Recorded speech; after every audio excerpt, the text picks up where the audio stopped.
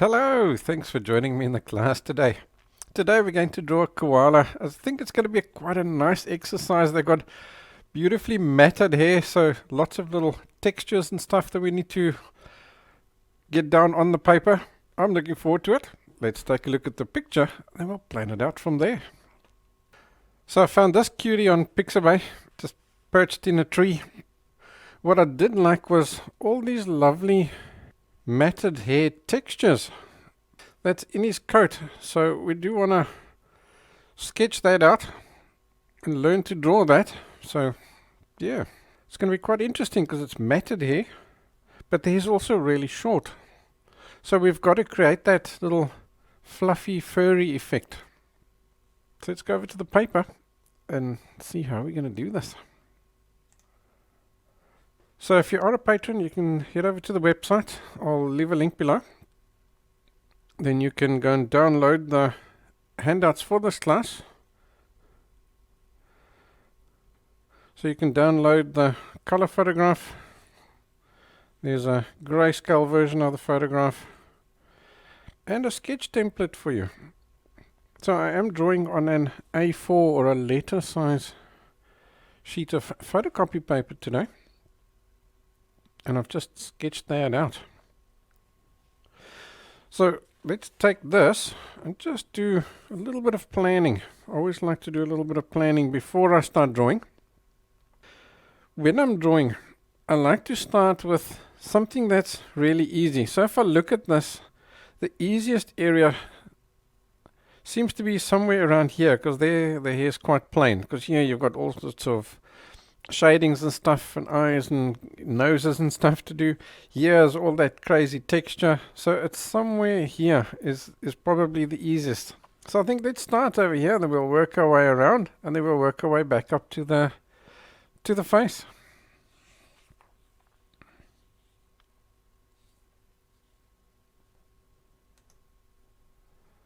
So let's go there.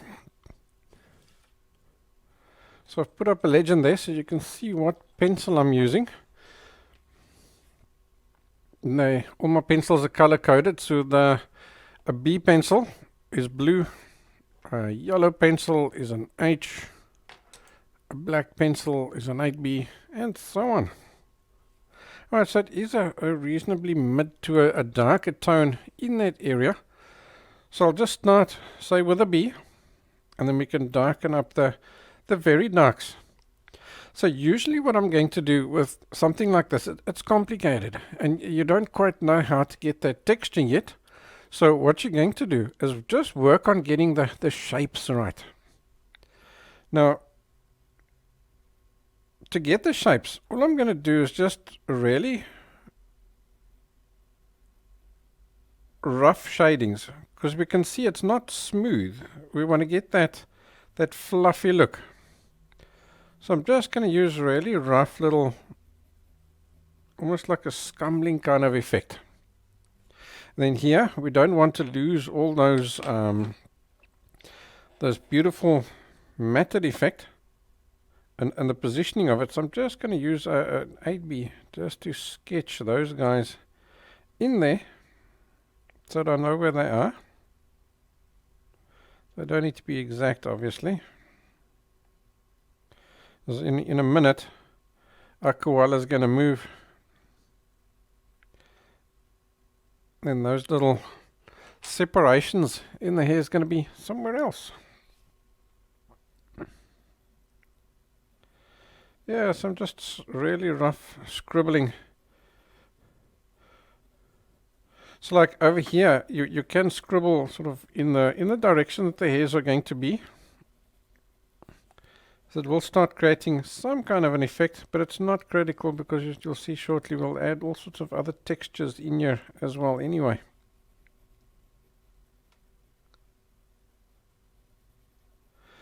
The main aim at this point is just to get rid of the white of the paper and start getting some form of texture down there.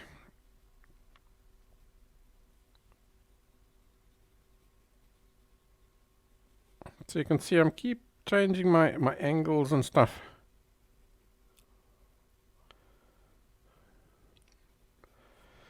Alright, so here it's darker, so I'm going to just add more. So now that you've got some of the paper sort of covered, let's darken this area over here, so I can add a bit more over here. Okay, I think we'll just work on that area now initially. Now that you've got just some of the paper covered, now we can start going finer, because you can already see we're starting to get some form of texture over there. So the first texture we're going to use is called scumbling. So with scumbling, you're just using squiggles like this.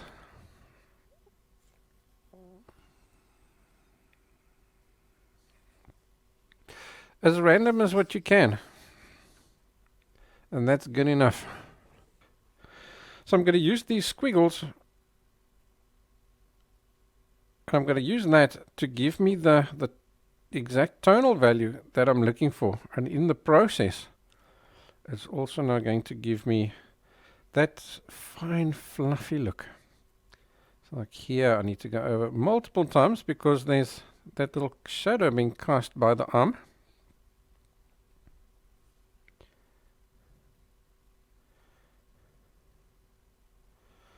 But I will, with a super light touch, go over everything so that we can get this initial little scrubbing to be a finer texture.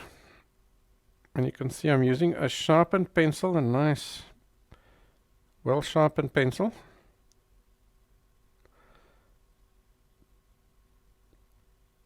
That's now going to give me nice, fine little scumbles. And I'm not adding any pressure onto the pencil, it's super light pressure.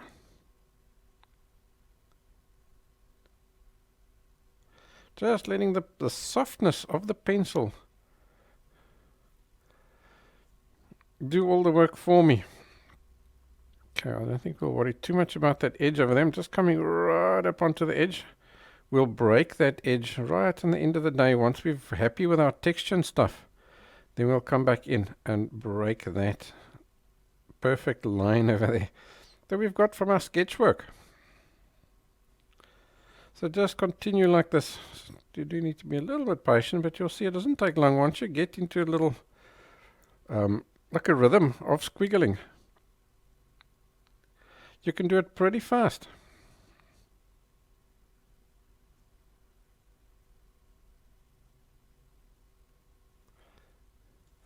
And every little squiggle you do, you can see you're getting this texture finer and finer and finer.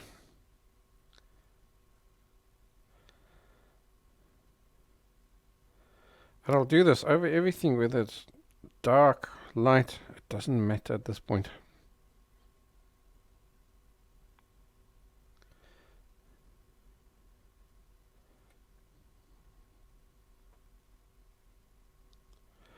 Even the lighter bits do get texture. Obviously I won't add quite as much there because we do need to get that tonal value right.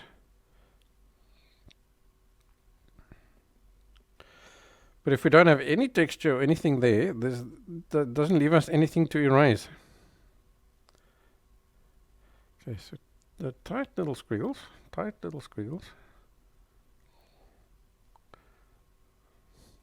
Cool, let's continue working on that texture just by adding extra layers. And if necessary, here in the really darks, you can start pressing a bit harder as well. I'm going to press just with a little bit of pressure over here. Not too much, because it is only a B pencil. He's not going to get me particularly dark.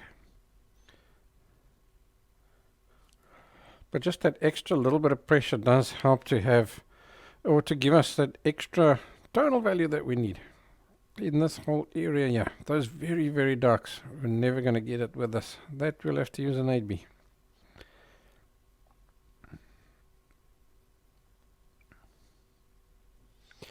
Alrighty, you're starting to see the texture there, now that we've given it a good old third layer or so. Starting to come along quite nicely, and add quickly. I mean, we've only a few minutes in.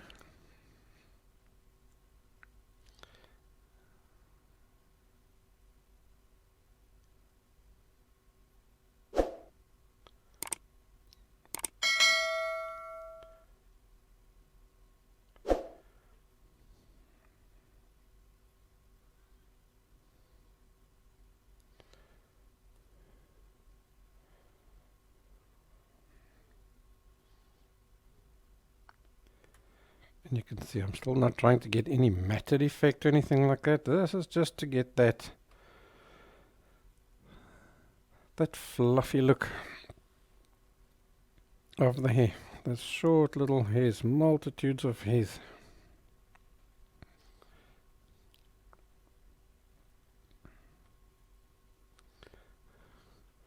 Right, let's see, it's darker over here, so let's go back down to here.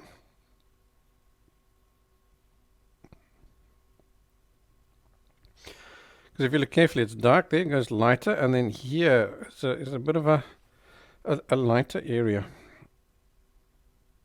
Just because of the shape of the body. So here I'm pressing absolutely no pressure whatsoever. Just let the pencil do his thing.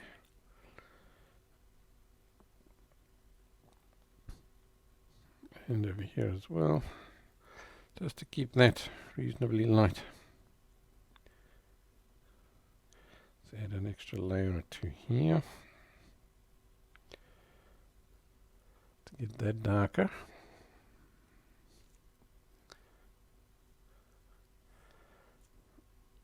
There we go, fantastic.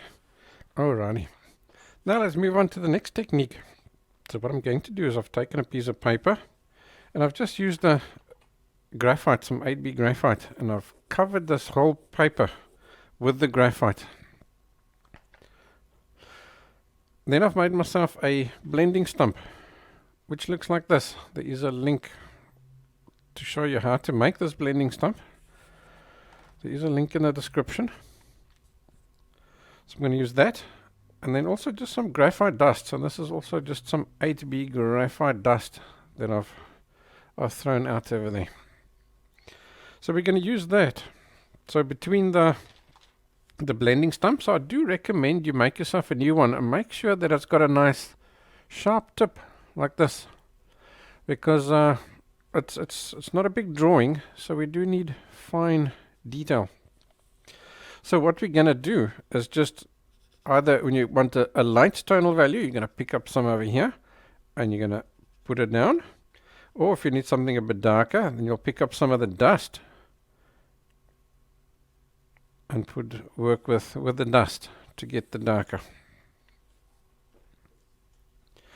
Alright, so I'm going to start off with the dust, and we go here into the deepest little cracks. So what happens there is, here's the crack. So you got your hairs like this, and then they split. So look what happens. It's dark on the inside because the light can't get in there, and it's lighter here on the outside. So that's what we're now basically seeing. So you've got dark, light, dark, light, like that. So I'm going to use the graphite dust, and I'm going to start to just create this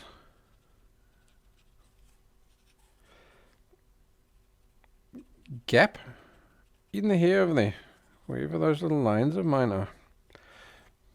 Now as I do, I'm just using a little bit of a scribbling and a tapping motion, so that it's not going in perfectly smooth or anything like that.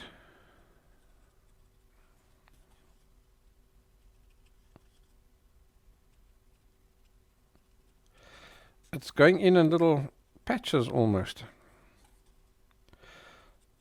So you find, like with this guy over here, it's wider over here, but then as the body bends, that little gap closes up. So then it goes narrower and narrower. So the same thing happens over here. It goes narrower and narrower out that direction.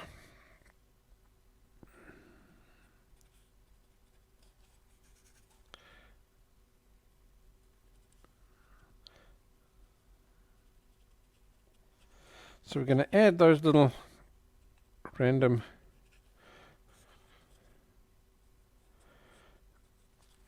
gaps in here.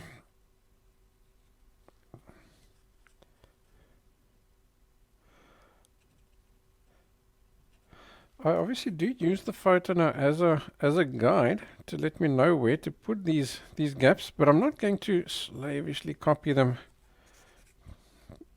because when the guy moves, it may pop open at a different place, and then you've got different little shapes that are formed by these gaps between the matting.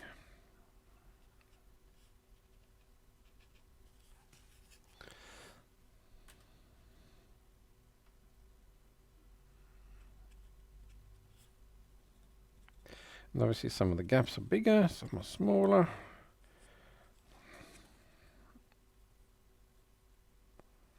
Maybe there's a little gap in between there. Maybe it's even split. Why not? Let's make that one split over there.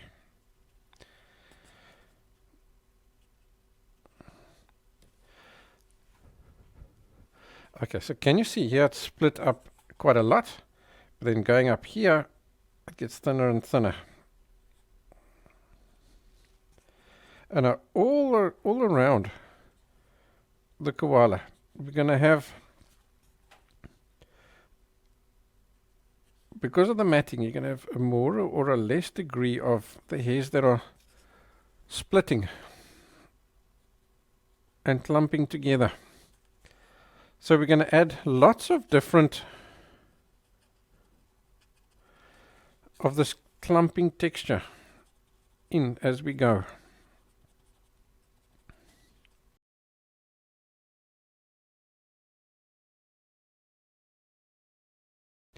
So if you look carefully, you're going to see those lines where you may not have been able to spot them before. Now that we've chatted about it, you can start to see them. And those lines are following the direction of the hair and the shape of the body. So you can see it comes out this way because it's going to curl around the back. There it goes around there. Here it curls around here as it comes around. And then here on the leg it ends up going that direction, and so on. So look for those directions and put them in. And then obviously some of these clumps and things, these the mats,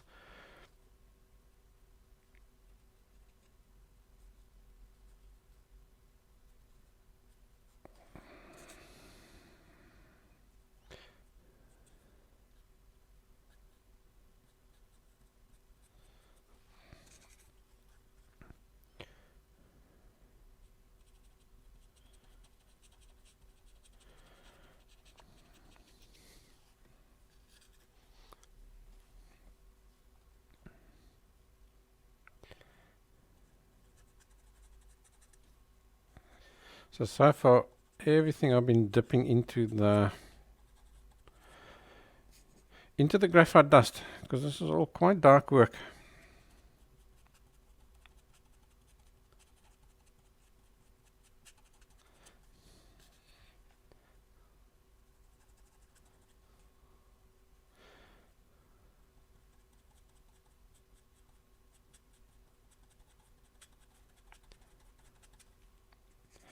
Okay, here I'm just using like a tapping motion because there's no distinct matting over here, but there are little patches, little darker and lighter patches.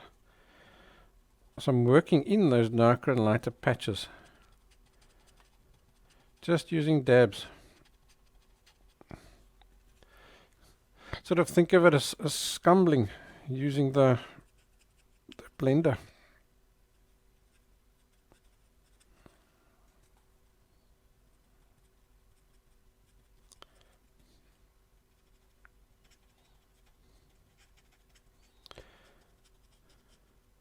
So we'll continue like this until eventually we've got the right tonal value. So as you're working with the graphite dust, you do not get the graphite dust that now just lies there and it makes an area look darker than what it is. So just use your soft brush. And I'm not even touching the drawing. I'm just flicking it away so the wind from the brush is blowing the graphite away.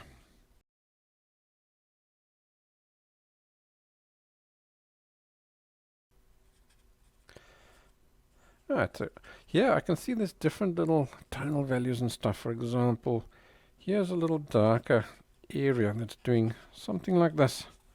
So when I spot it on the drawing, or on the photograph rather, I am going to roughly follow it, but not slavishly. It's always nice to get that an indication of those textures by using some of the real thing. Because obviously we know on the photograph that's as natural as you're going to get. So here now we're starting to become a little bit more stripy. So now I'm going to go over to using a bit more of a stripy effect. Here we're starting to see more distinct little mats.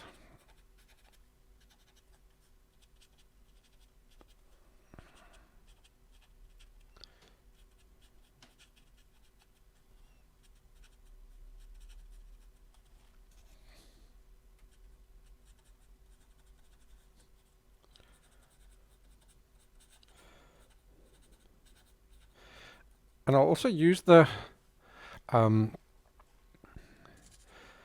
look at the length of these little gaps.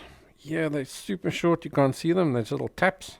Here they're becoming a little bit longer, and then there they're really long.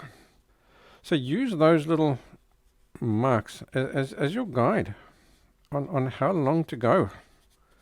And that'll give you that corresponding look on your drawing versus the photograph.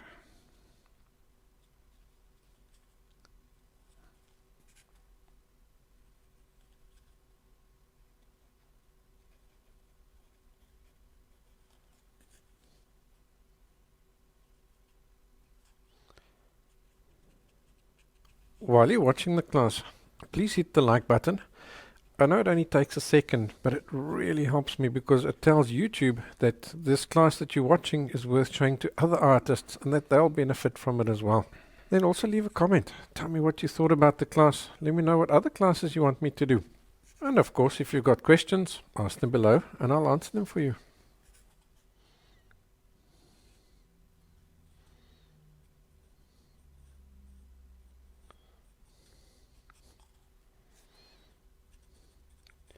Okay, and here we sort of, the hairs have come back together again, so the matting is just spots and dots.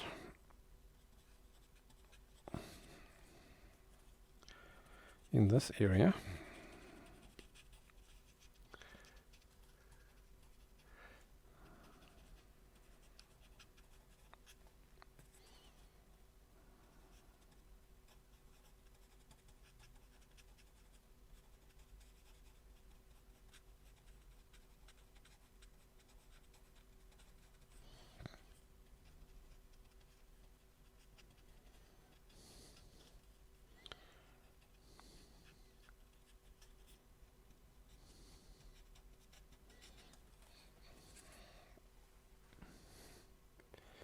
Great.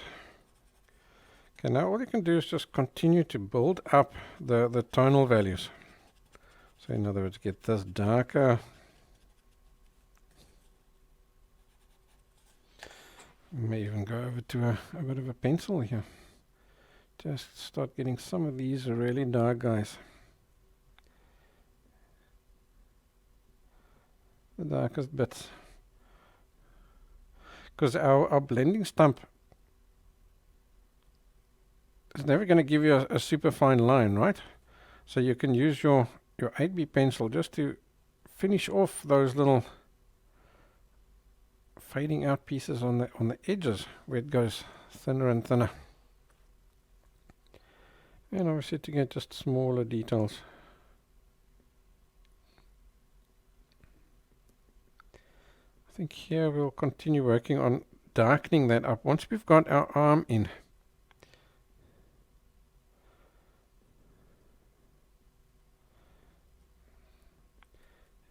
Yes, here we also go just a little bit darker, so I'm just continuing just to add more tonal value in here.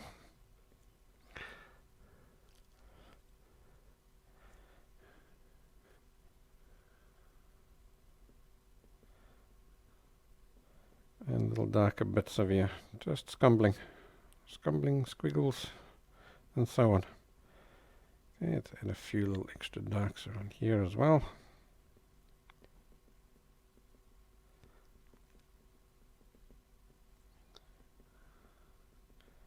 And that's great. And a few little odds and things in between here too. There, like that.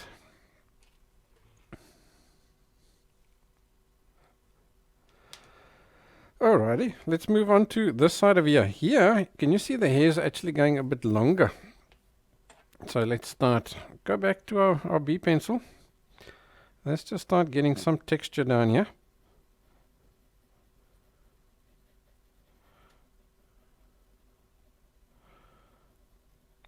So here the hairs are going in this direction, so I'm going to put most of my lines in this direction. But I'm quite happy for them to still crisscross each other and so on.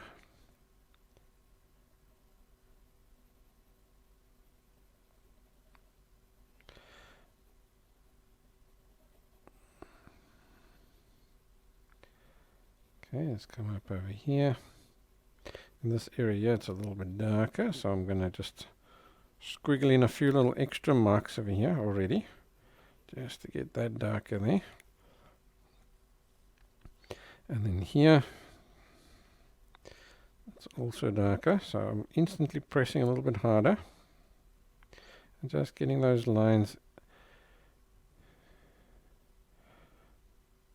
for the most part in the right direction. That's fine over there.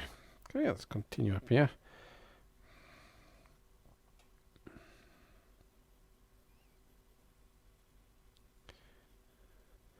So there's lots of little angle changes happening here.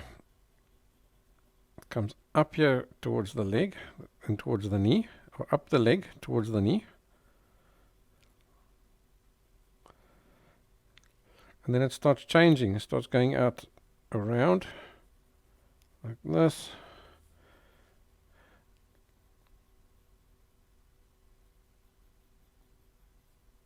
So that it can go down the bottom of the leg over there. Like that. And then here by the tree it's quite dark in there. Like that. Let's even maybe just use a B pencil. Not too hard, don't press too hard. All I want to do is just create that little bit of a shading over there so that we know where the upper leg and the lower leg meet. Alright, so we've got some tonal values and stuff going on there now, eh? You think, oh my goodness, how's that ever going to turn into anything? Alright, so let's go back to our scumbling and let's take a look. Where do we need to scumble? So this is where the hair is now nice and fine, right? So let's scumble. So what the scumbling doing is it's cutting that initial rough lines and things that you put down. It's cutting them into smaller little pieces.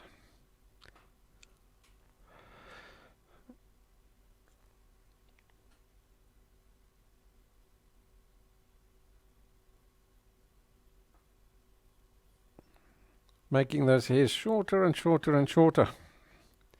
Okay, so I'm continuing just down here. All the way around, I'm leaving that area there for now because that's where the hairs are longer. We'll have to treat that a little bit differently than the matted hair.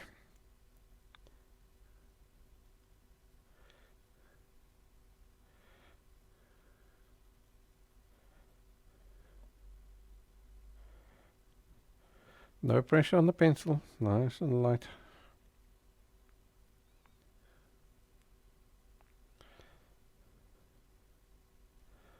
Super, super light.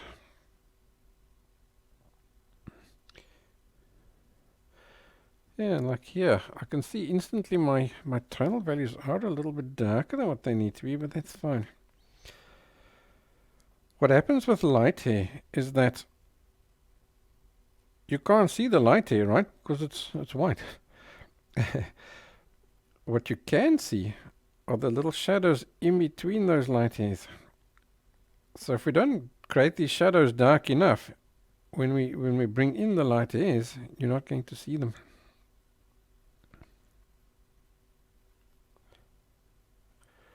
Cool, so just keep on building up, building up, building up, covering up all the paper with lots and lots of little wiggles and squiggles for super short hairs. And you can see that if you look there in this neck area, you can basically see nothing because there's no contrast there. All the contrasts have been washed out by the sun. So it looks almost like there's nothing there.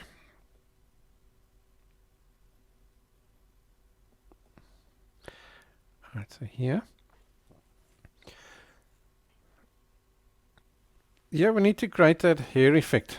So the way you're going to do it is with a stabbing effect. You're going to start from the bottom of the hair and you're going to stab upwards towards the base of the hair. Like this.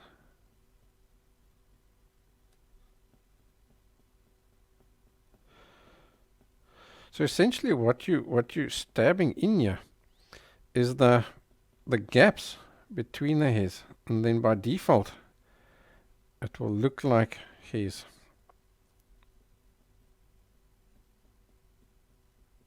So I'm looking for the areas where it's dark and I'm stabbing those in.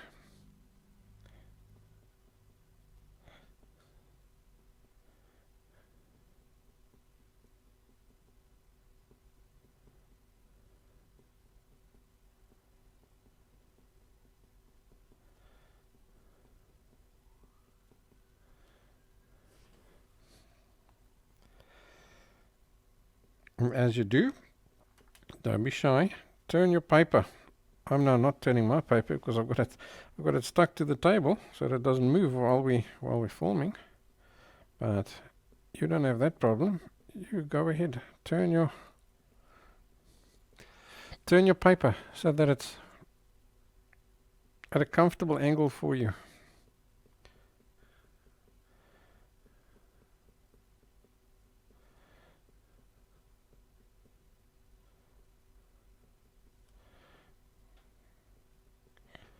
Okay, great. So we're starting to get a nice little bit of a hairy texture going on here. Once we do, I'm going to go ahead and just work on that, on the tonal values.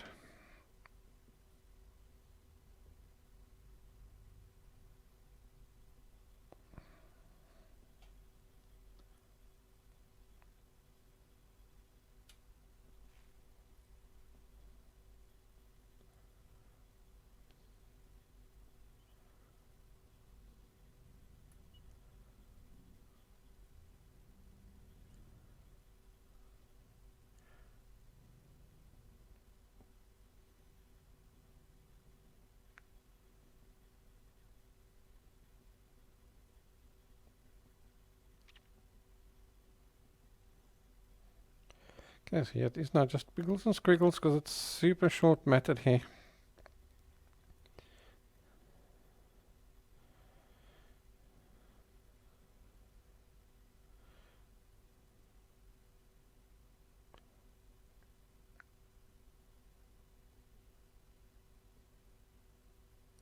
So here, all the way along the tree, it's quite dark simply because the body's now curling in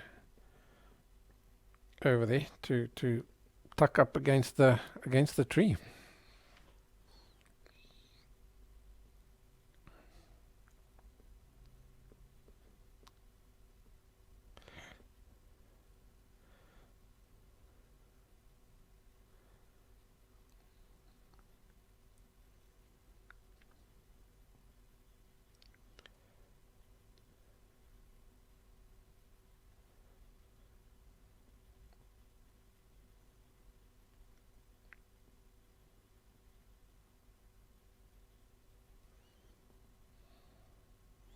Okay, and let's get that tonal value in there by the leg. That's also going to help us get that shape and the positioning is right.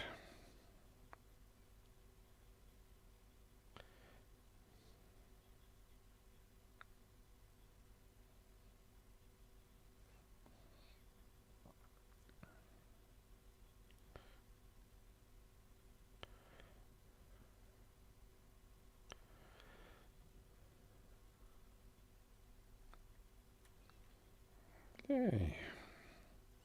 So I think we're getting to a point now where we can start adding some of those gaps in the mat. We can start adding some of them in.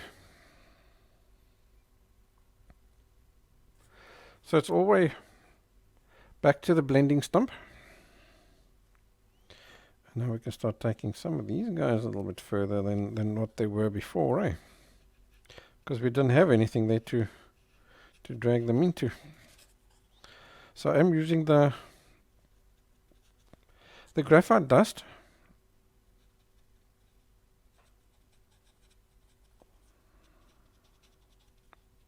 Here I'm just using dabs and taps to get some textures. Because this is all really fine matte, so we're not really seeing too many gaps here, but there are a few little odd lines. There are a few little lines. But they're not as prominent as we have over there. They're just sort of suggestions of gaps in the mat. In fact, these ones are quite fine. I'm going to use the pencil over there to continue those little gaps.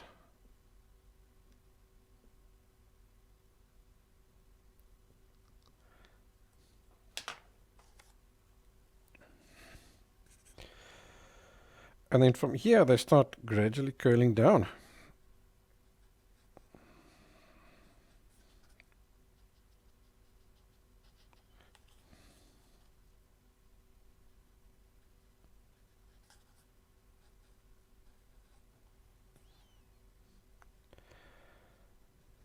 Okay, so in this area things are starting to become lighter, so I'm now not picking up graphite dust anymore. I'm just using the graphite that's on the paper.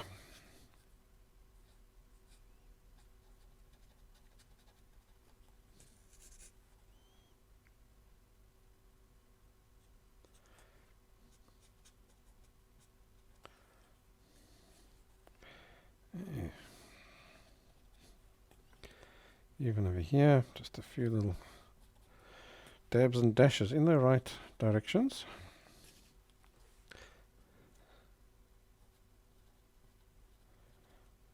So you can now start to see that little hair effect here, eh?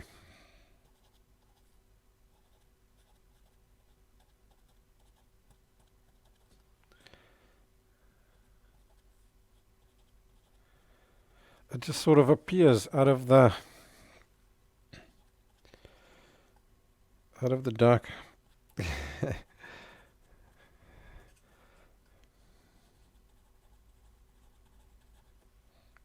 Okay, here I'm working on getting this quite dark.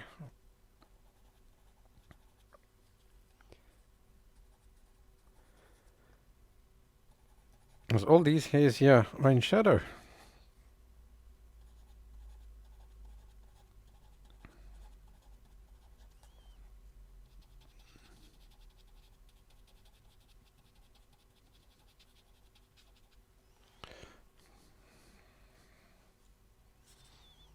Great.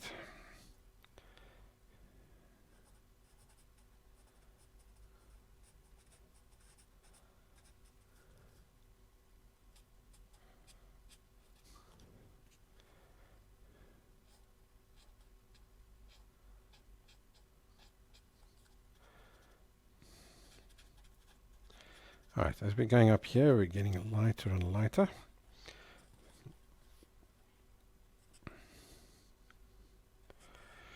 So make sure that you've got less and less of your graphite on the blending stump. If it does come out a little bit too dark, don't worry too much about it. We can adjust it, but obviously if you can get at the right tonal value from the start, that's better. So there's two ways to make sure that you get this tonal value not too dark. The one is, I'm picking up from here. Then you go and start at a dark spot while there's still lots of graphite on the blending stump. And once you see that graphite getting less, then you come in here to the lighter areas. And that gives you those more subtle tonal values. The other option is to have a spare piece of paper. So now you'd pick up over here, wipe over there, and then work in your more subtle areas. Because now the worst is sitting off over there. So you go tap, tap, tap.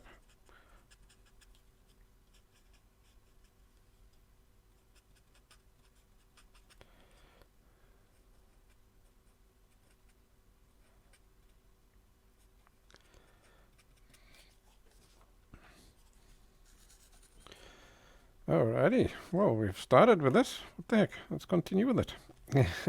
So now I am picking up graphite dust because I do need this to be dark. And I am also just stabbing it in the direction that I can see the hairs. They're going in that direction over there. And as you do, look there, it's giving you that little look of individual hairs.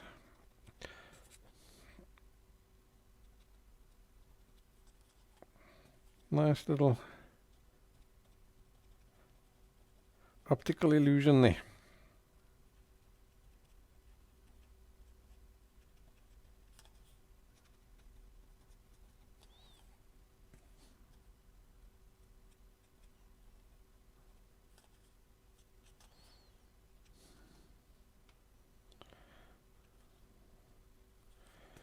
There's a funny little gap in the hairs over there running up like that.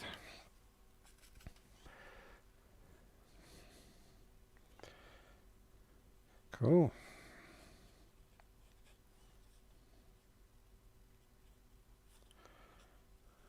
So there it's hectic, and here as these gaps come down they start becoming a lot more subtle.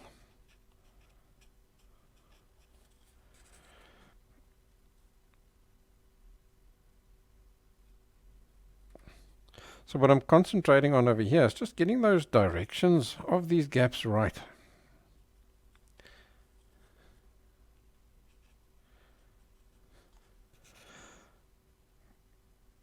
Because those gaps will now appear according to the contour of the body.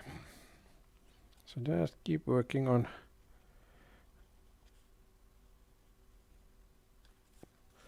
spotting those angles.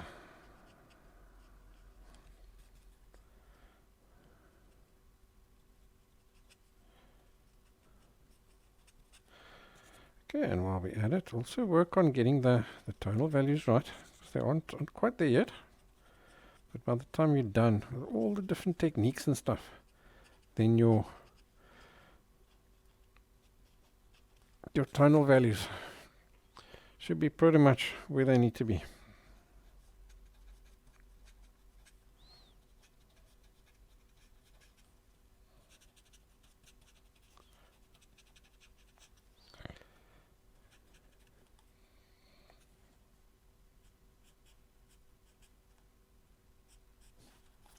Alright, so now that we've got this and this, now we can get that little tie in where it needs to be. So just darken up here on the body side and just break up that edge so that it's not smooth, just little wiggles and squiggles and so on.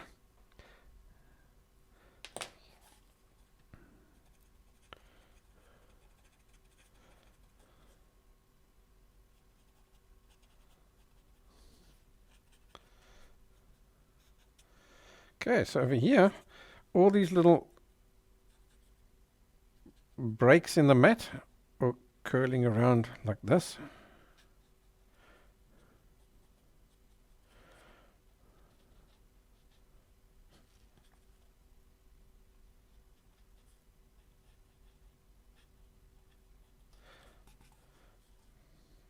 So gradually keep changing these angles to follow the contour of the body.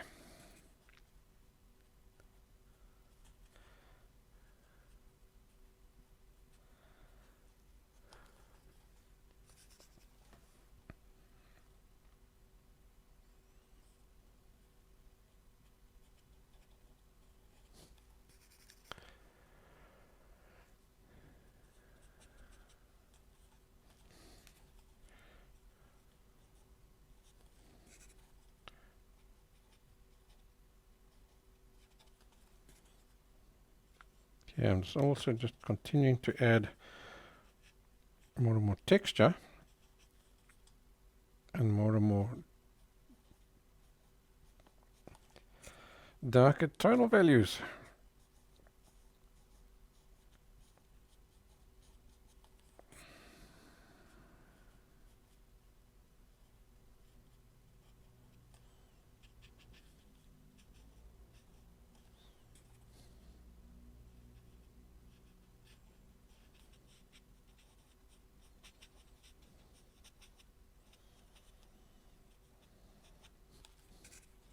You can kind of think of it as we're adding a shading from dark through to light over there using texture.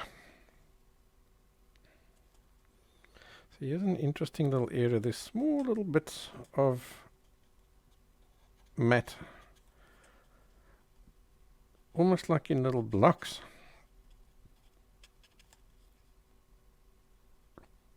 In this vicinity.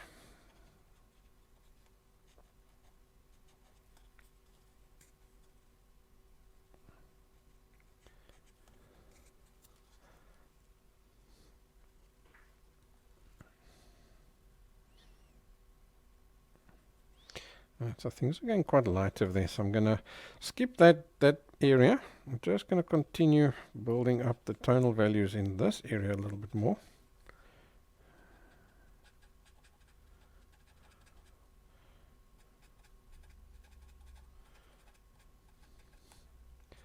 Just to get them more accurate.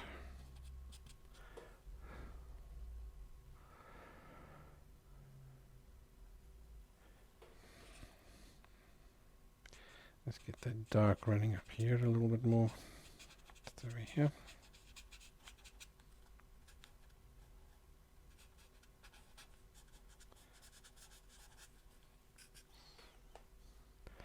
That is better, hey?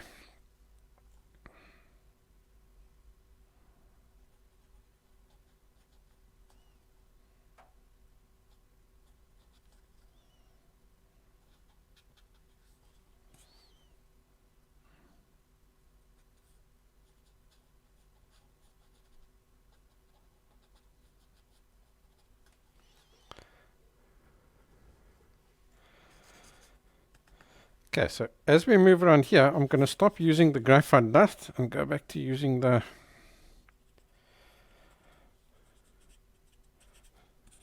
just the graphite that we scribbled onto the paper. And things are getting quite fine over here, but they're still giving us a little bit stripy. So just keep adding that stripiness in the correct directions. It will show, even though it's not as obvious as around here. You'll still see those little stripes.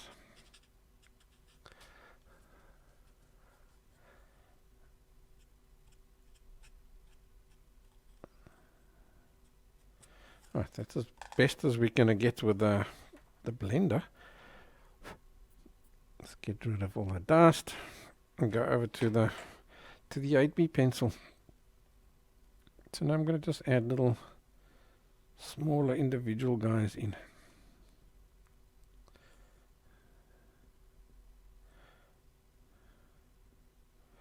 So you can use your 8B now to strategically darken some of these little gaps.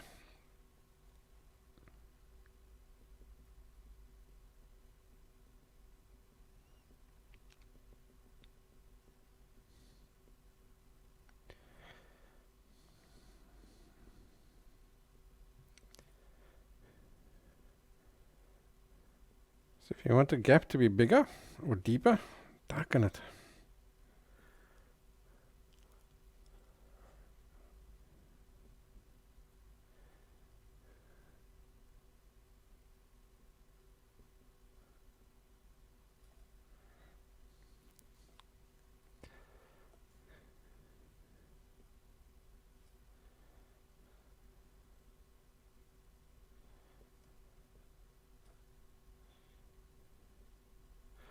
Right, so here, some of these tonal values aren't quite right yet. They're a little bit light.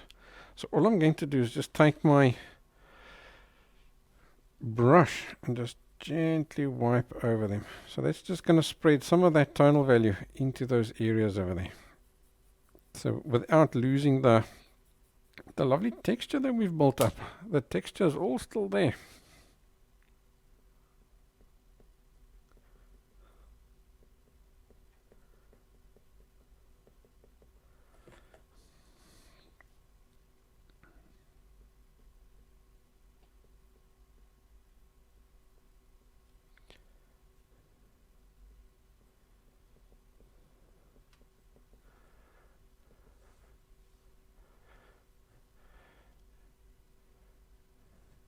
Yeah, that's cool. I think we can still go a little bit darker here.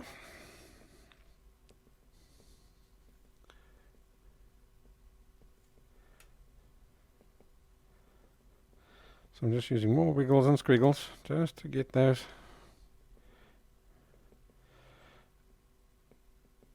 the texture darker over there.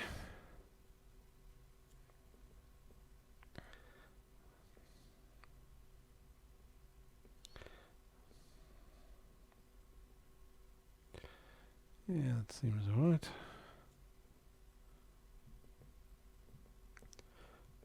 So to check your textures and your tonal values, it's best to just stand back.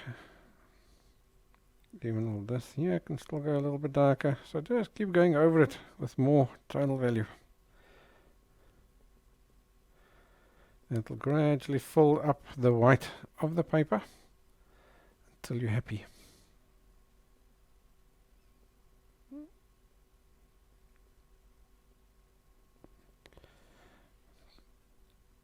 Cool. Yeah, everything seems to be fine over there. Right, so over here, there's a few little light guys. So now I'm going to take my mono eraser. This guy over here. And I'm just going to lift out just a few of those these little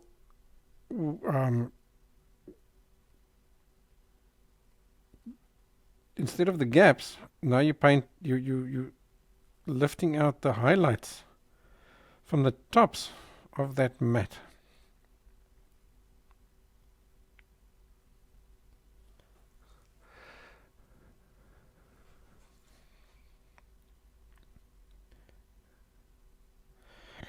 And you can do it here and there in the darker areas as well.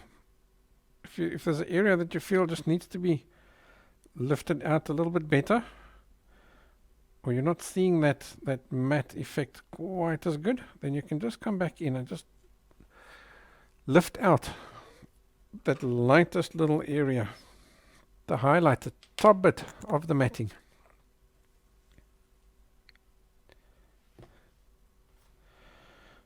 For example, over here, here's a great place where we can lift out those top bits of the matting over here. Because the koala's the color of its hair here tends to be white or a grey, where here at the back it tends to either be a darker grey or more of a brown.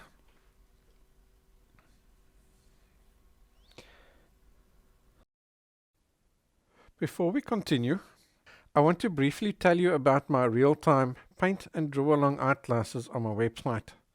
For a very small amount, you can get access to over 400 paint and draw along tutorials where you pack out your art supplies and you follow along as I show and explain to you in step-by-step detail how to complete each project. There are classes in acrylic, oil, watercolor, pencil, soft pastel, and even lesser known mediums like pen and ink and sketchboarding. There's a link in the description below. Take a look. You'll be amazed at the awesome classes available there. Alrighty, let's continue from where we left off.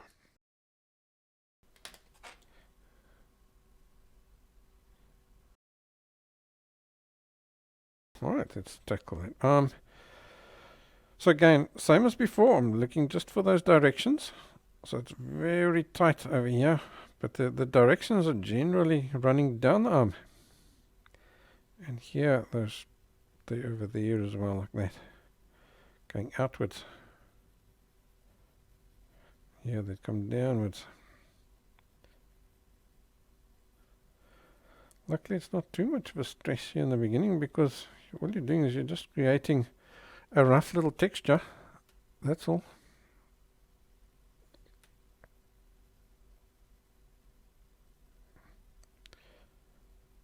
Just something as a base to build off of.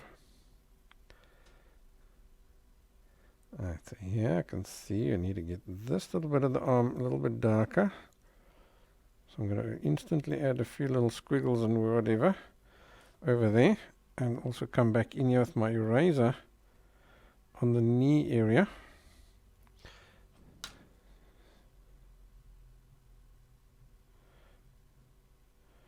Just to make sure I don't lose that separation between those guys. Alright, all the hairs here on the arm is super short. So I'm going over to creating my little squiggles, my scumbling.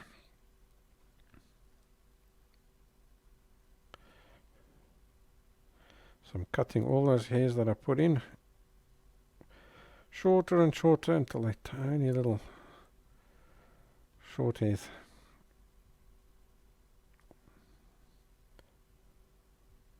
No pressure on the pencil, let the pencil do its own thing.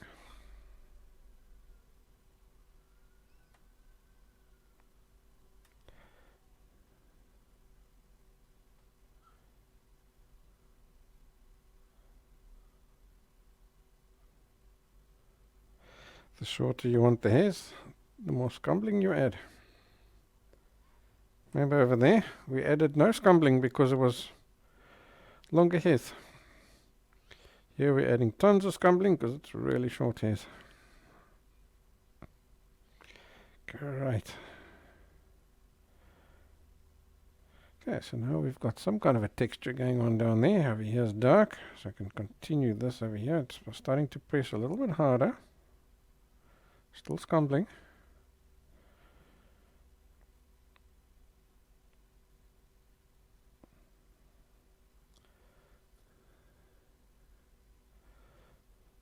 So now I've gone over from creating texture to sorting some tonal values out.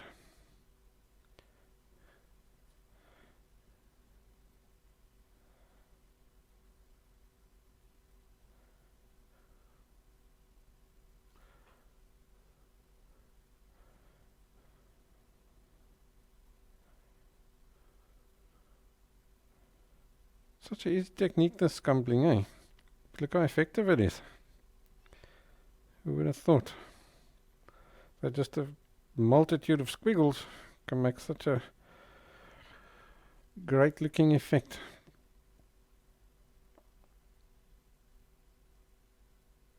Okay, so as before, I'm not worrying about the edges. We'll do the edges right at the end.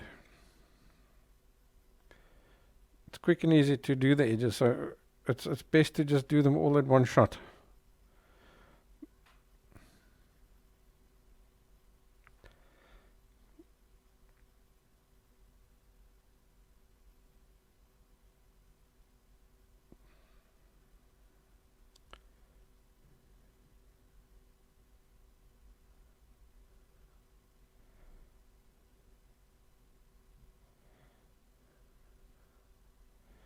Yeah, it's really dark in this area, but it does seem to be still arm and stuff, so I'm going to just try and darken that and bring that down there and create that nice little contrast for the leg.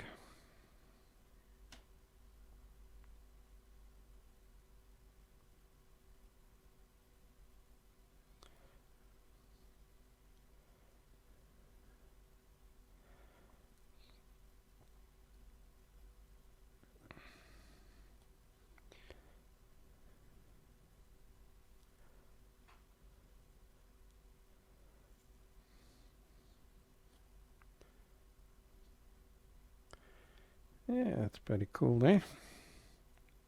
Okay, let's go over to our blending stump.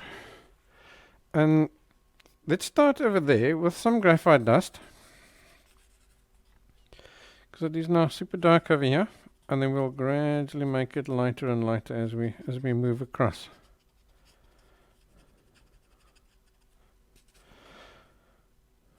So I'm just using dabs and taps and a little bit of a scrumbling squiggle.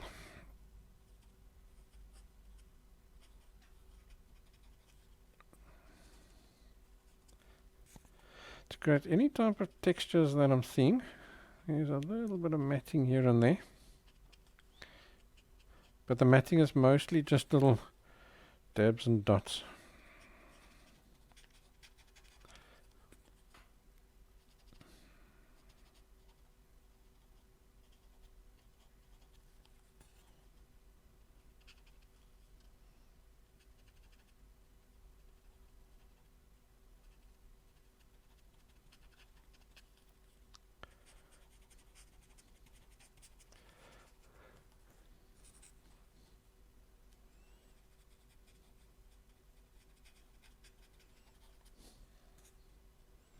Right, so here by the tie-in, where the arm and the back meet, it's nice and dark, and then it shades lighter towards the arm and lighter towards the back. So there where they meet, it's at its darkest.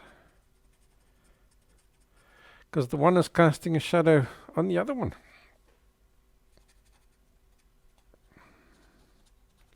So you can't 100% see where the one starts and the other one ends. They sort of just disappear into each other.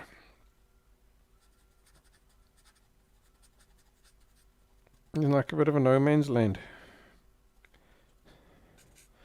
In other words, the arm comes around here, and then that last little bit over there, it curls and it grades.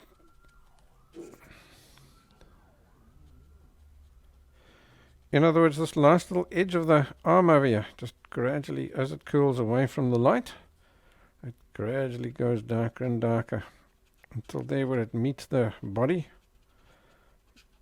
it's at its darkest. So it's a shading, going from dark to light to dark.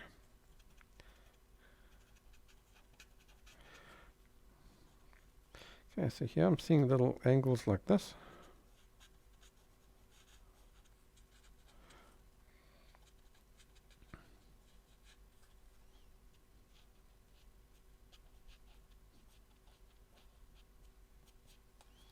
So don't be shy to put those little angles in.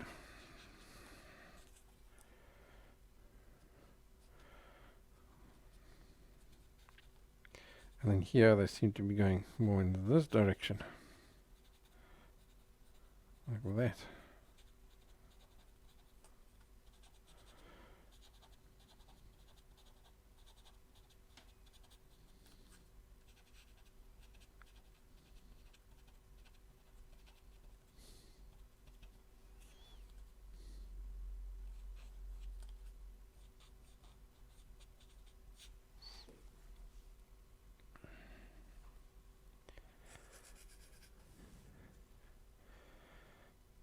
Yeah, fabulous.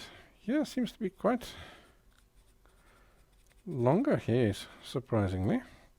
So I'm going to just use a little stabbing motion like that. Same as what we did with the pencil at the bottom there.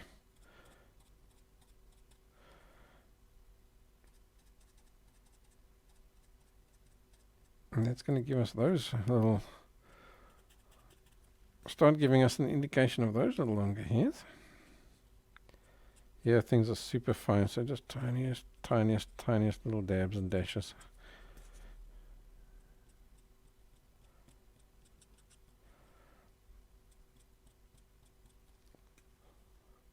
I'm literally dotting over here.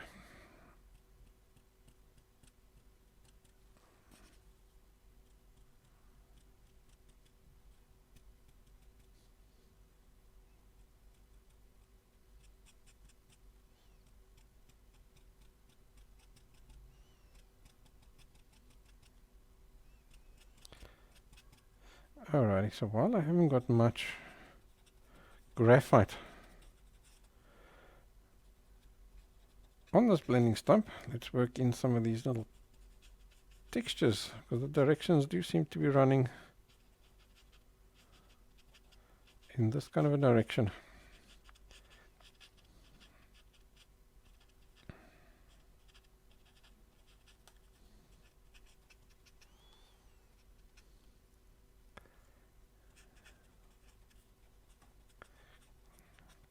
You can see how far you can actually go by using just a tiny little bit of graphite dust that just is on the tip of these guys. It's quite amazing how much graphite is actually stuck on this little tip of paper just by dabbing it in some graphite dust or on some graphite paper. Yeah, I think that's probably about as dark as we're going to get that with a blending stump. We'd have to go over to a pencil now. Let's see, there's a little shadow being cast on the arm as it touches the knee, which is great. It's giving us that little separation between the arm and the knee. And as it does, some of that little skin the fur is bending up, giving us a little highlight over there. So I'll work that highlight in. Cool, let's go over to let's stick with a B pencil because it's not so dark here.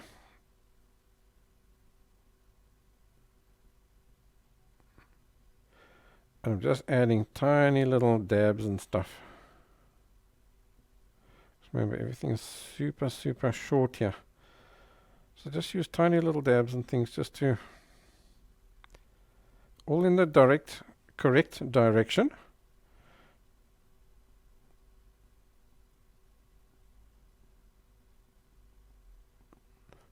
Just to suggest individual hairs.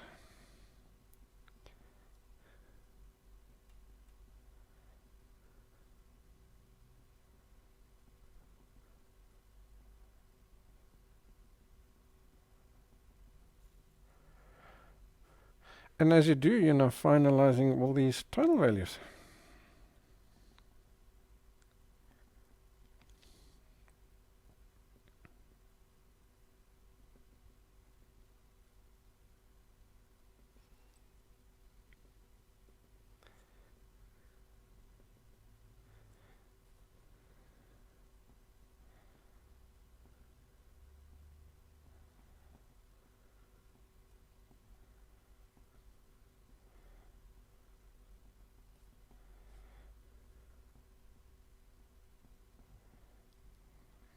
Just dabs and dashes. Great. Now we go over to our 8B, and let's get this little tie in here. Let's finalize that.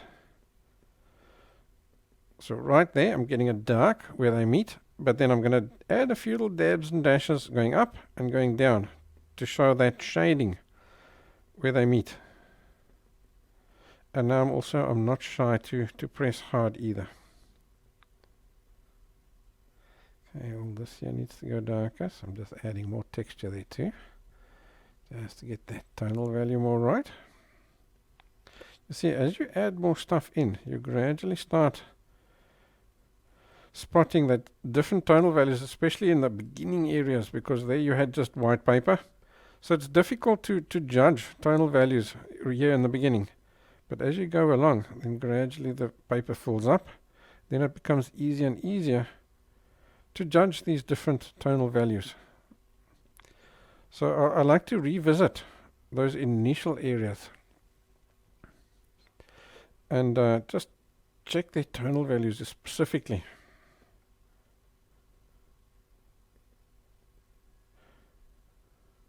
And also, here in the beginning, you're still finding your feet, right? Because you haven't quite mastered the technique. You're still maybe figuring out what technique is the best to use, and so on.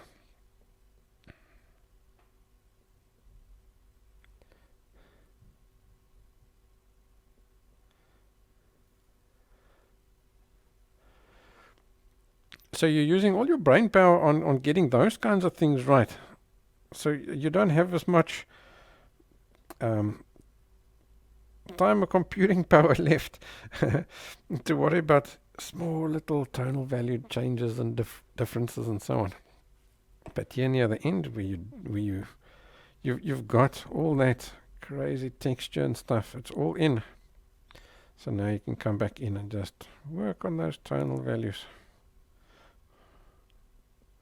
And that's why often, once I've done a drawing, especially if it's quite a complex drawing, I'll leave it for a day or 3. And then I'll come back at it. and have a good look at that drawing once I'm done. And that way you'll look at it through fresh eyes, and then you're going to see all those little tonal value differences that aren't quite right and so on. You'll be able to spot them better. Alrighty, let me adjust the camera and we'll go and do that to the face. He's looking quite fluffy, isn't he? Go right. Alright, so can you see this area here? It's all just off white. So even that initial sketch line of mine is too dark. So I'm going to take my kneaded eraser and I'm going to lift out that line there. Why am I not using a standard eraser or my Tombow? Because I'm too scared. Sometimes when your eraser's got a little dirty mark on it, if you've got an eraser that's like this and it's got a dirty mark on it like that, and if you start erasing, it leaves a mark. It leaves that little dirty mark. Can you see there? Let's make another one that's a little bit more on screen. If I do that, can you see there? It made that little mark over there. Let me wipe those crumbs away. You see there? And you'll often find that those little marks are almost impossible to erase. I don't know why. It's just the way it works. So that's why I'm not taking any chances. I'm just using this, my kneaded eraser, and I'm just tapping it, and even rubbing it. The kneaded eraser doesn't have that problem. And it also doesn't leave crumbs. Cool. So I'm going to take my paper, just the scrap paper and the blending stump, and I'm wiping it until I can see I'm getting the tonal value that we have over there. It's super light. I'm just going to suggest a something over there.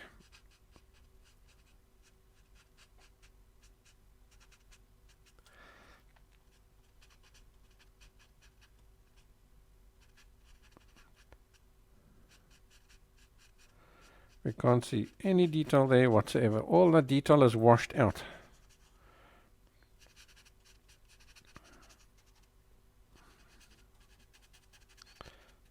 Okay, and then as we come around over here, it does go gradually a little bit darker.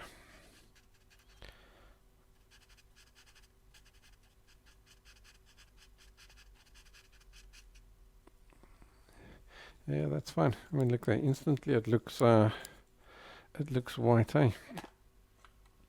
And then, obviously, if it's not light enough, now you can come back in with your eraser, because now you've got all sorts of textures and tonal values and stuff down there. So now you can easily just erase a suggestion of some hairs into those tonal values that you've put down there. Great. Back to the B pencil. So no difference in how we're doing this. Just put down the techniques are the same.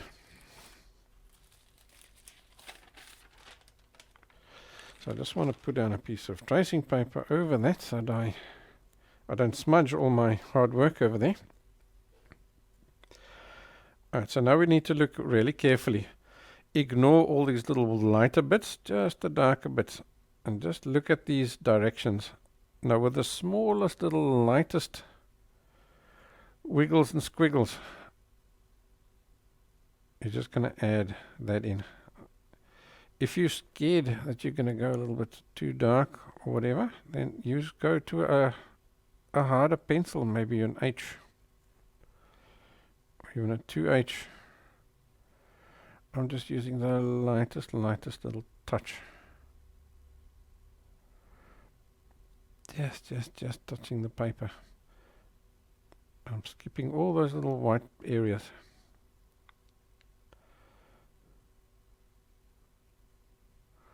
Short little scribbles, all nicely in the correct directions. Look super careful. It's almost like a sun. It goes this way, this way, this way, this way, like this.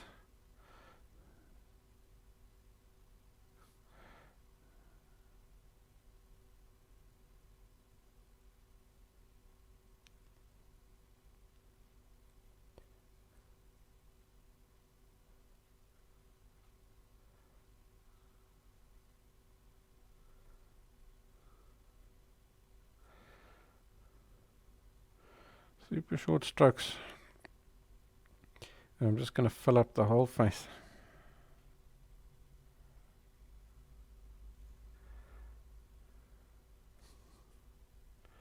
Turn your paper if you need to, so that you can get the angles right.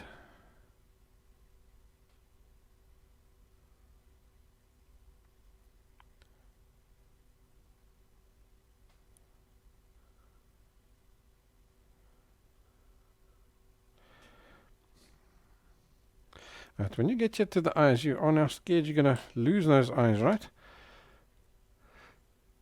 So just take your 8B and just outline them, because koalas have really small eyes. They have insanely small eyes. Well, in actual fact, they have insanely big heads. Their eyes are probably the right size. The heads are the big ones.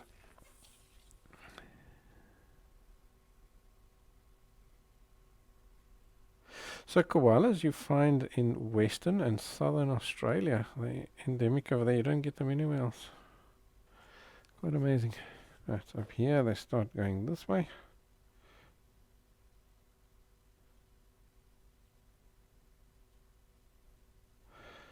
And they have now recently been put on the endangered list. Just because of, not because of people not trying to save them or anything like that, or hunting them or anything. It's more a case of just they're losing their habitat. And the reason for that is because Australia, donkeys years ago, millions of thousands of, tens of thousands of years ago, used to be a lot wetter place.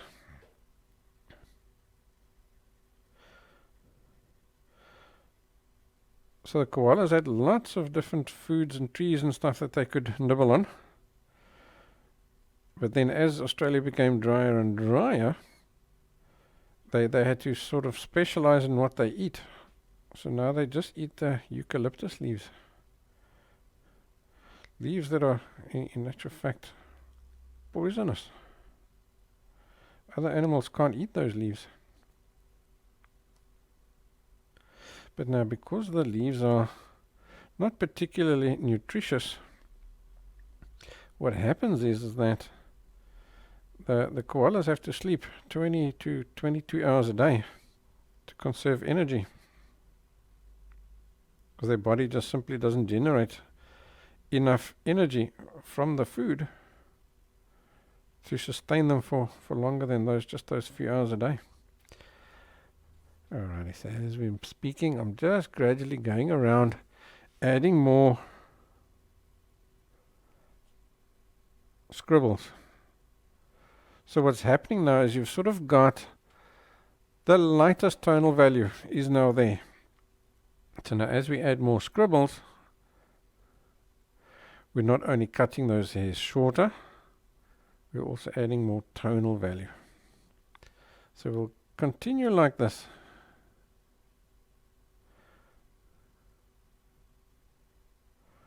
Until we've got the right tonal values in the right places.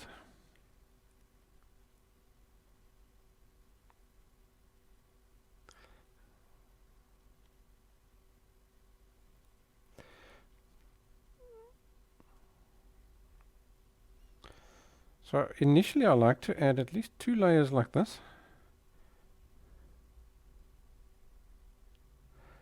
Because that adds the actual hair texture that we need. One layer just starts to give you a quite a fuzzy little look with all the lines, because you can still see individual lines. Second layer, it gets rid of that.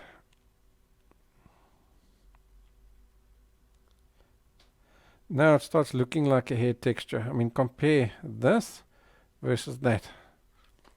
It's quite a difference, eh? And because of that and that, I can go all the way around without, and go over those eyes without losing them.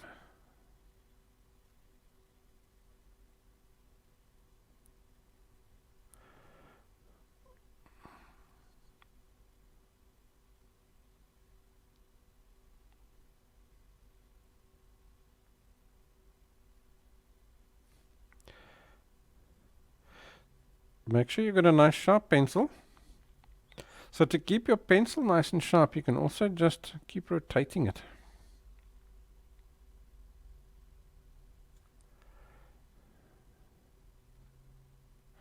That way, as you're drawing, is gradually sharpening himself.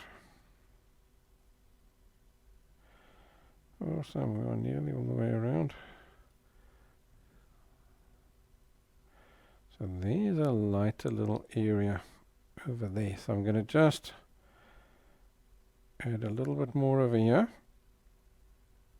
to get the tonal value right. Great, so can you see we have that hair texture now?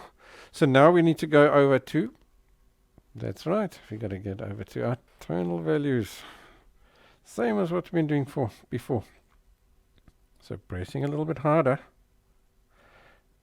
Same short little stabbing motion.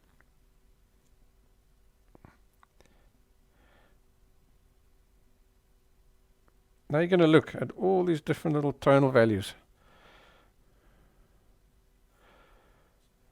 So the tonal values are going to differ here depending on not just the area of the face you're in, because of its position relative to the light. In other words, if it's pointing more away from the light, it's going to be darker. But it also it's going to differ depending on, there's a bit of matting on the face as well. So you've got that, can you see at the top there, it's almost like a little bit of a rib defect. And all over there, over here, it's almost like some hairs are longer than the others and some hairs are shorter than the others.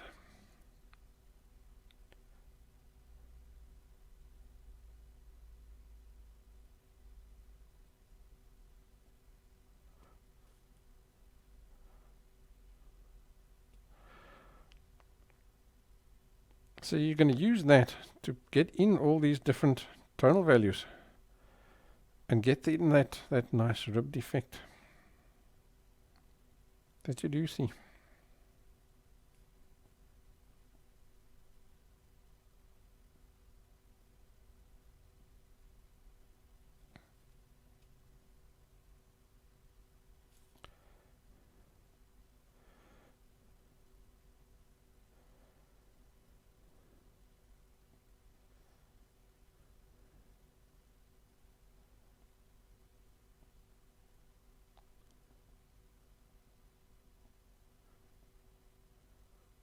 So be patient with this. Don't try and rush it.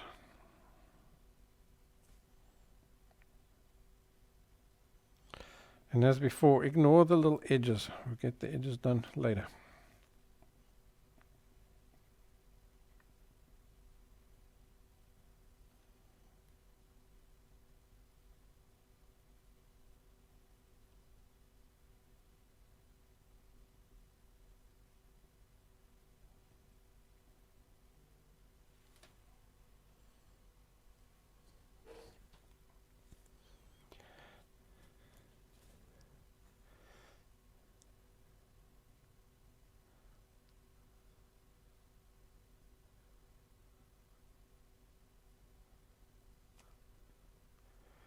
Yes, can you see there's like a few little lines running down here? So look for those lines and put them in.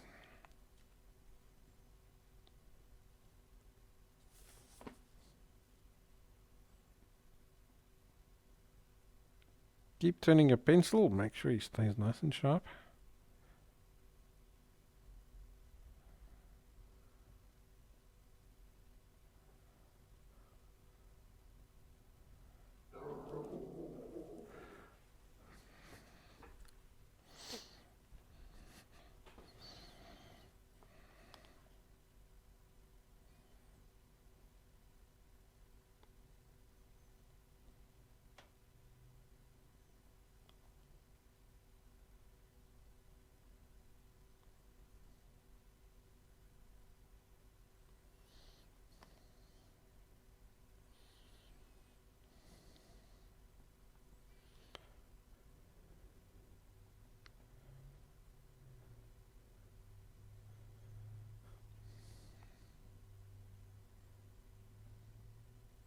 There, can you see I'm just scribbling all those little textures in there?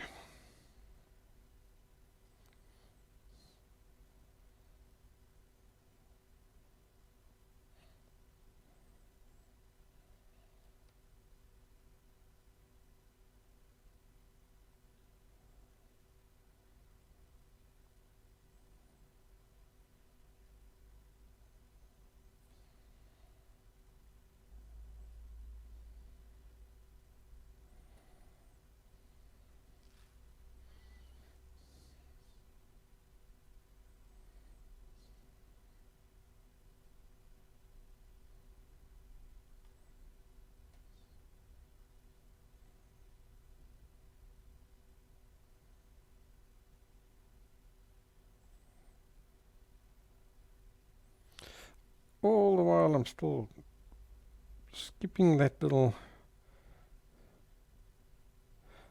lighter bits.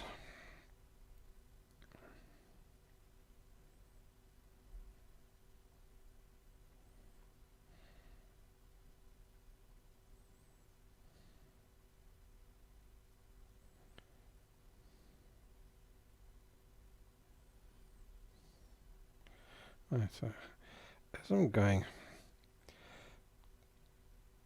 I'm gradually getting my tonal values more and more correct. And as I do, I can gradually get the positioning of these little textures and stuff inside the face more correct. You can see starting to get a little bit of personality there, eh? So at this point, look there, my pencil is quite blunt. So I'm going to sharpen him up again. In this area, what would work quite nicely is a mechanical pencil. That would definitely work really good.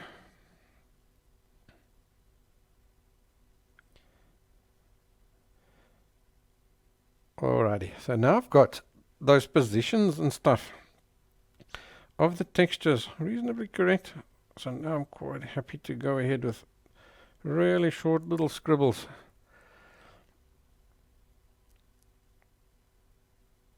And work really hard to get these tonal values right now.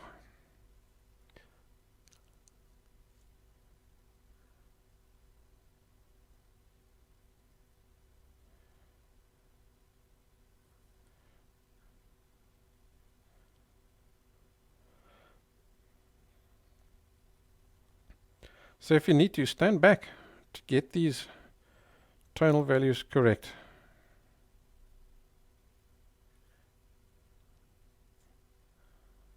Stand back often.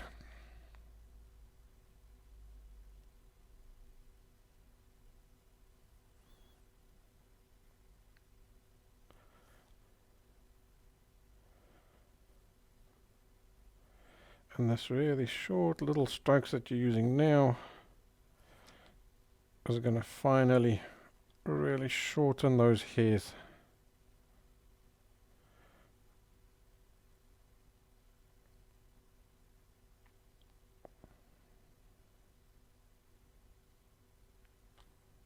Because with each pass, you're cutting those hairs now shorter and shorter and shorter.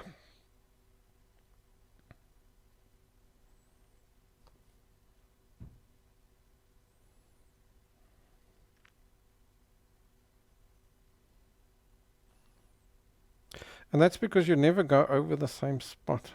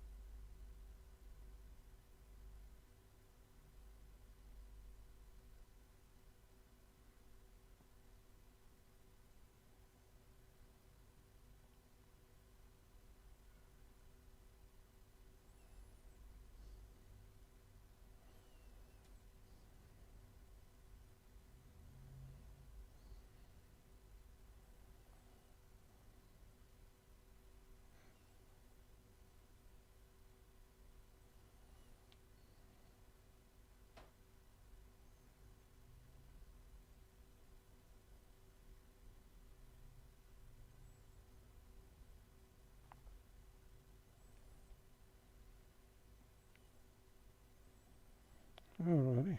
Getting there, eh?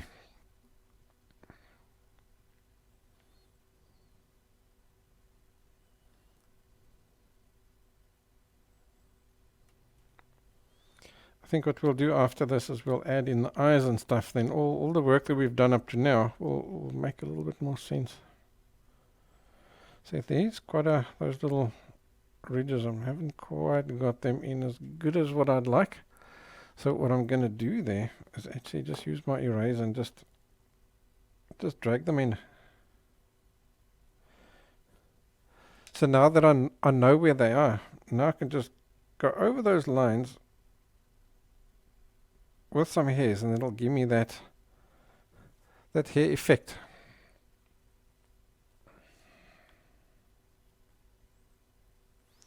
And I think we'll also put in the ears. That will also help to tie all this area together, and it'll look a bit more realistic. At the moment it doesn't quite make sense, eh? But you have to just trust the process.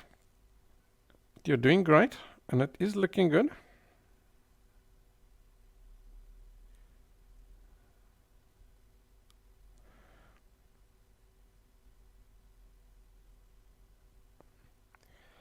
So we also have now more than enough tonal value here at the moment that we're not going to accidentally lose these lighter guys. So I'm going to start adding them in. So here's the mouth. Just going to add a little line there, so that I don't lose that mouth over there.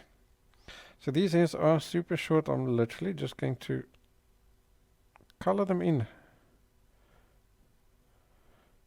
But I'm going to color them in the directions that I see them.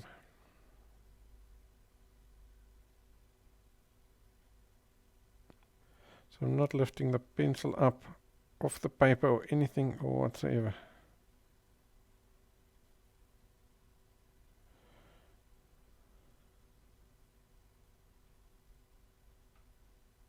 There's just a little bit of a ridge over there, so I'm just making him a little bit darker. And just a few little flicks will break that line there to make it look like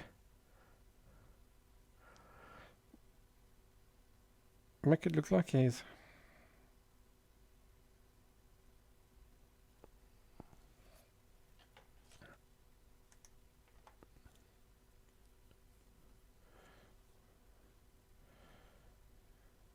Okay, let's get these tonal values right. So I'm also just using flicks just to get a bit of a hair effect over here.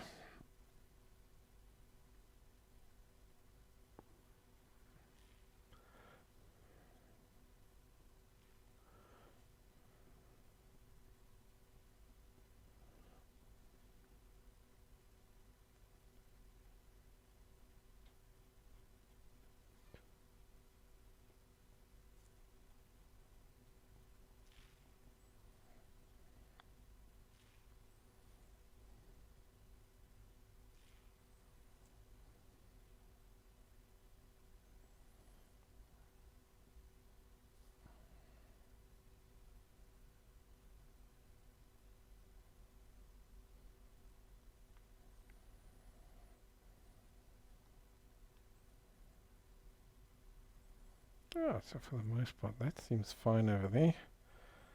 Let's take a look over here. It's just a little bit of tonal value in this piece over here. Nothing really over there. That seems quite light over there.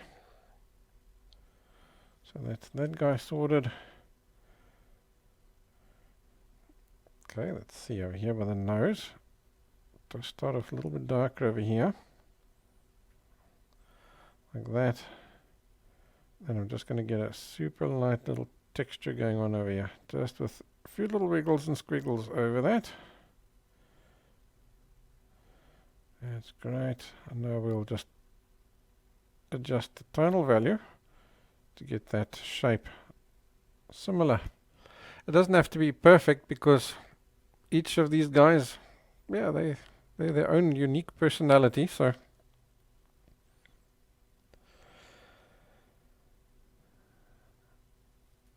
each one's going to look different.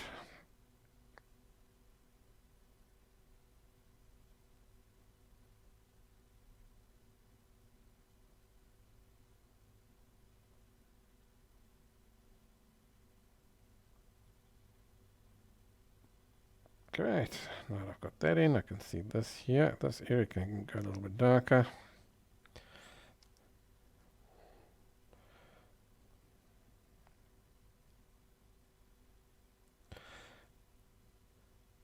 Yeah, all I'm going to do is pretty much just color this area in here. It's so super short. Just going to color it in. Just to get that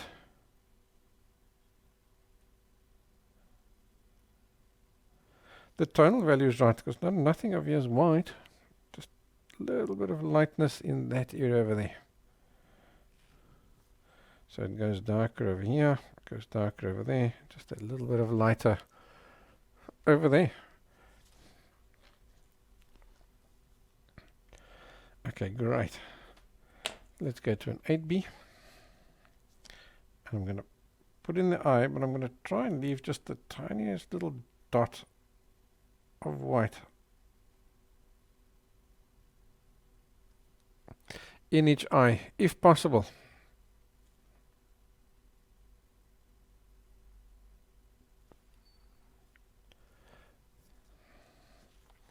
Okay, let's go here by the nose.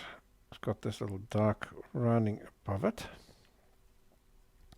So that's just a little cast shadow that. So I'm going to put that dark in, and I'm going to flick upwards like this, just to create that little hair effect. And that then also creates like just a little bit of a shading, which makes it look like it's round. Okay, let's take a look over here by the nose. It's darkest over here, in this area. And then he fades lighter, so I'll just put that dark in there quickly with this. And then he's darker over there like that. And he's dark over here, almost like in a bit of a, I think it's like a mottled colors and stuff on the nose itself. Anything after that is lighter. So I think we'll even maybe, let's take just a blending stump, and let's start from here. Let's just work our way outwards and do a little shading.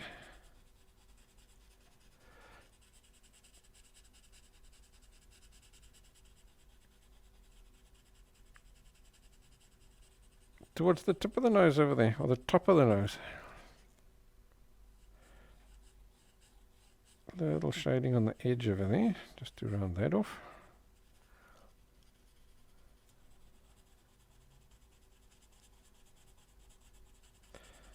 Right, so now that we've got that rounding right, let's get this dark in over here. We're happy with the tonal values. I'm just going to get that rounding on the nose there, and the rounding on the nose over there, so that we can see the nostrils.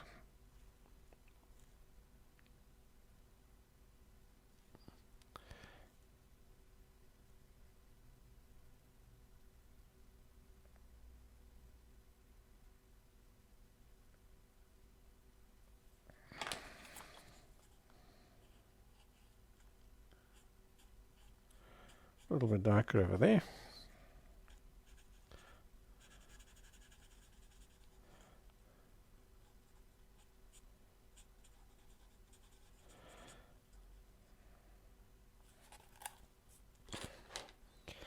And then on this side here, on just off the nose, is a little bit darker. As that goes in, so you've got a little bit of a highlighty kind of piece on the nose itself.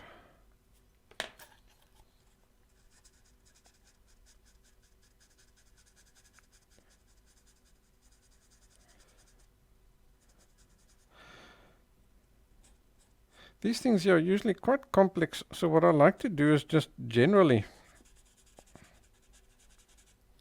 just fiddle and coax the colors the tonal values until they're in their right places, because it is now quite small as well.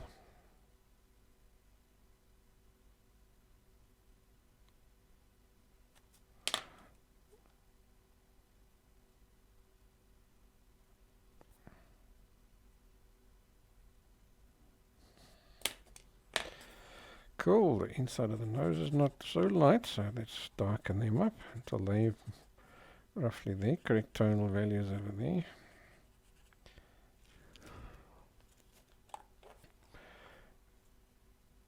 And then that dark comes down here.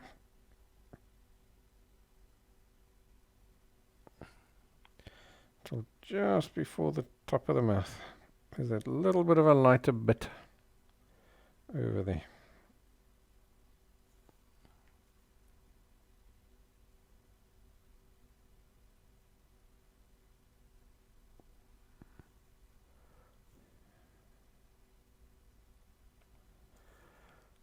Okay.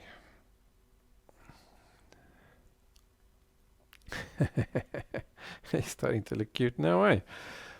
Let's get this a little bit darker, just to sink in that the mouth, so the top jaw protrudes a little bit further than the bottom one, and that'll give us that little distance between the two. So just adding a little bit of extra contrast over there. Just using my artist license a little bit here.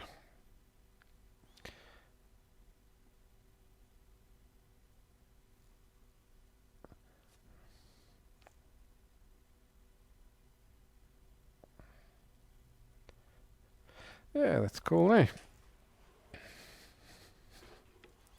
The end is in sight.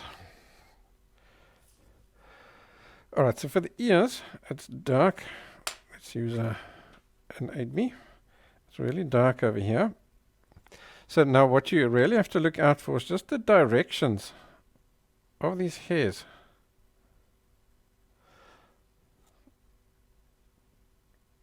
So I'm going to put it in. Just get a feel for these directions. And I'm just going to flick it outwards like this. In those directions. Just a few hairs initially.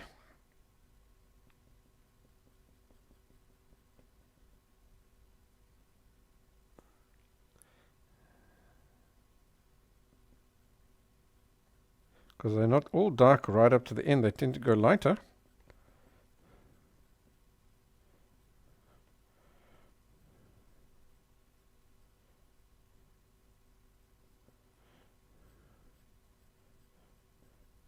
Right, so now I'm just looking on the photograph and I'm taking a look, where are they dark? Where they're dark, I'm flicking them outwards like this. And how long are these hairs as well? Because each of these hairs are a different length.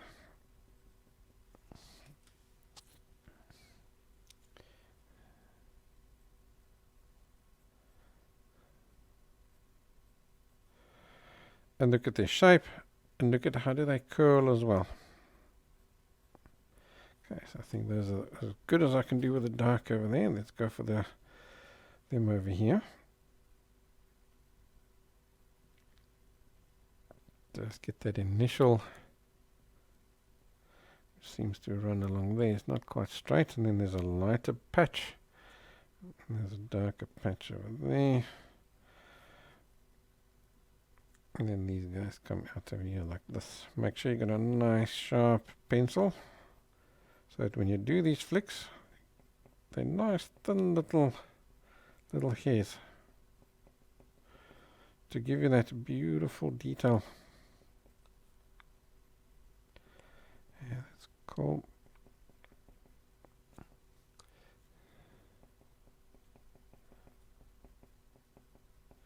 Yeah, these hairs are somehow not all particularly long. There seems to be a little bit of a matting effect over here.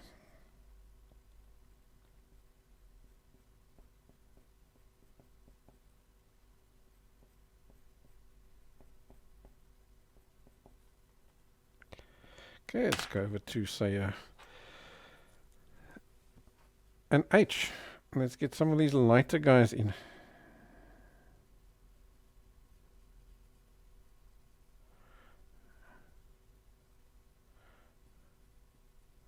So I'm essentially just little stabs to get them sent out.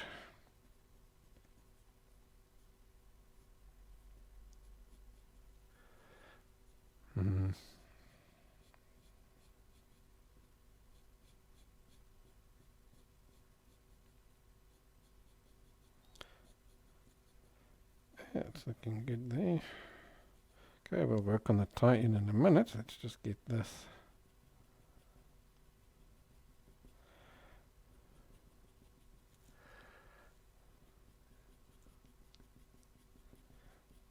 I'm adding quite a lot of little flicks here.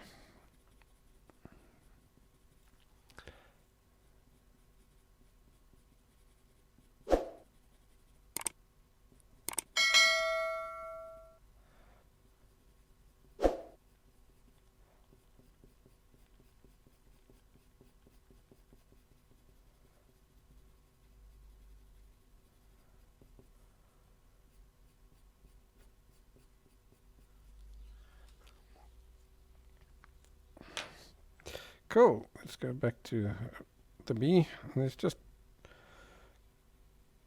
fill in where it needs to be filled in and just get a little bit of tie in here where these guys meet.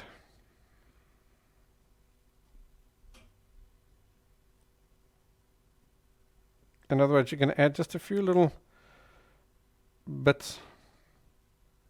Same as what we did over here. You add some of the darker bits into the face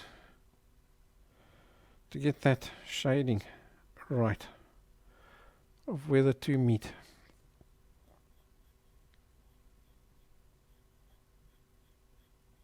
Okay, now I'm going to slow well down with these hairs.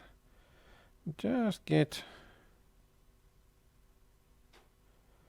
individual hairs in to get the look right. Because what happens is the hairs sort of come out in clumps. So I'm going to create just that clumped effect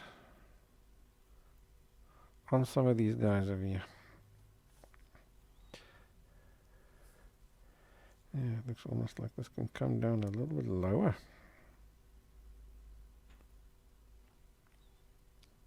I do have quite big ears. Right, so I do want this little highlight over here. So I'm going to just use my eraser and just erase that out there, just to make sure that that's light.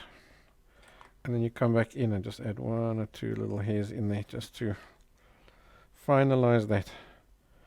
And speaking of finalizing, let's finalize this drawing. So all I'm going to do is just check out little tonal values and stuff that still need touching up. For example, there's a little highlight that you need on the top of the eyebrow. So let's lift that out. There's that one over there.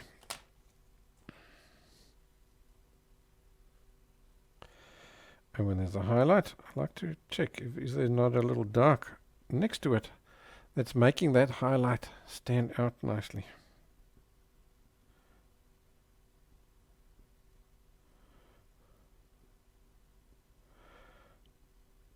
And I'm going to put those darks in because that gives you the contrast. That makes you see it. There's that contrast for this one over here, and then there's that little darker contrast running over there. You see that? There's always a contrast. There's always those little contrasts. That's just the way it works, because you can't have bright lights without dark shadows. So if you've got something that's dark or something that's light, there's going to be its opposite somewhere close by.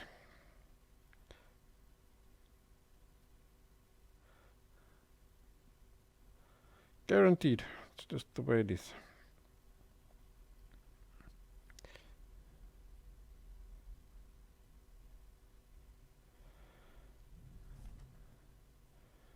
Yeah, far out. That's looking great.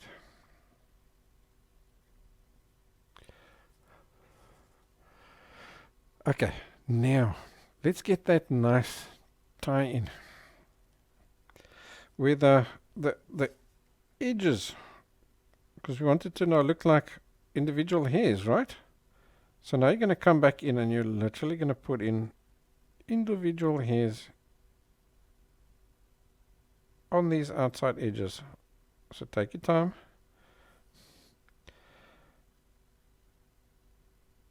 remember, each little hair is different length. So you can have little shorter ones, some much longer, and so on.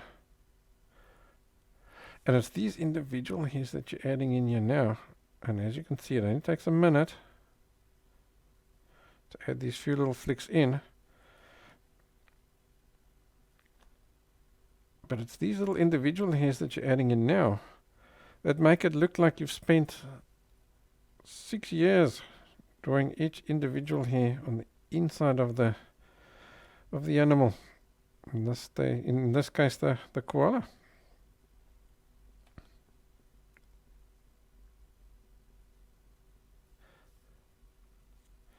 Look there. Can you see there? Suddenly you've got a beautiful edging.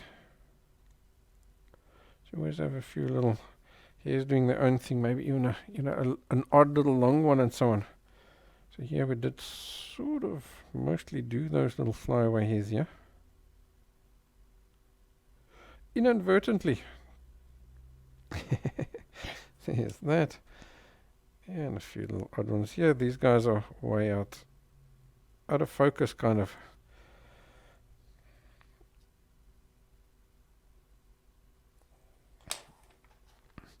Okay, so I'm going to use a jelly roll pen now. Just make sure he writes. And I usually do that just on a scrap piece of paper or something that you can see. Make sure he is writing. I'll put in a little highlight there in that eye. Highlights on that eye.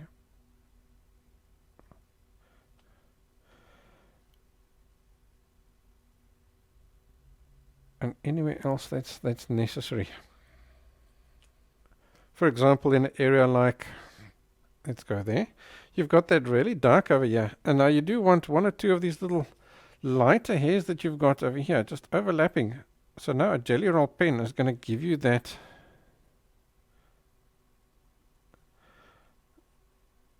overlapping hair effect over there.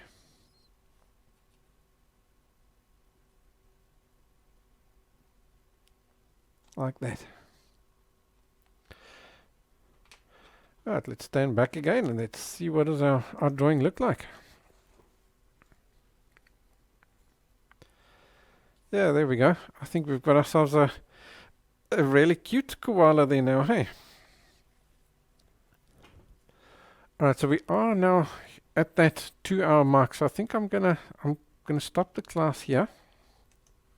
Let's go there. I think I'm going to stop the class here. If you want to continue drawing the tree and stuff like that with me on this drawing, I'm going to pop that into the patrons only part. So that'll be on my website. Go and take a look over there. You can continue finishing off this. I think we've achieved what we set out to do here on YouTube. So I hope you enjoyed today's lesson. Please go and take a look at my other lessons. There are hundreds more like this for you on my website. And of course, don't forget to like and subscribe. And let me know below what you thought of the class. And more importantly, what other classes I must give for you. That way I know what classes to produce next. Thanks guys. Take care. Good luck with your koala.